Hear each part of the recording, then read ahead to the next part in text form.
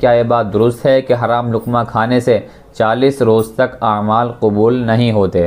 جی ہاں، یہ بات حدیث سے ثابت ہے۔ ایک مرتبہ حضور اکرم صلی اللہ علیہ وسلم کے سامنے یہ آیت تلاوت کی گئی، یا ایھا الرسل کلوا من الطیبات واعملوا صالحا، جس کا ترجمہ یہ ہے کہ اے پیغمبرو تم نیک اعمال کرو اور پاکیزہ غذا کھاؤ۔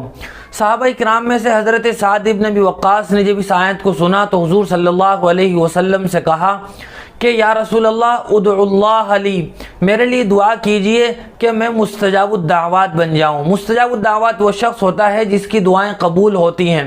اللہ کے رسول صلی اللہ علیہ وسلم نے ان سے ارشاد فرمایا کہ پاکیزہ غذا کھاؤ تم مستجاب الدعوات بن جاؤ گے۔ پاکیزہ غذا سے مراد وہ حلال غذا ہے جو حرام نہ ہو۔ پھر اس کے بعد حضور اکرم صلی اللہ علیہ وسلم نے یہ روایت بیان فرمائی جس کے الفاظ یہ ہیں، والذی نفس محمد بیدی ان العبد لیقذف اللقمة الحرام فی جوفہ ما یتقبل منہ عمل 40 یوما، کہ جو آدمی اپنے پیٹ میں حرام غذا پہنچاتا ہے 40 دن تک اس کا کوئی عمل اللہ کی بارگاہ میں قبول نہیں ہوتا۔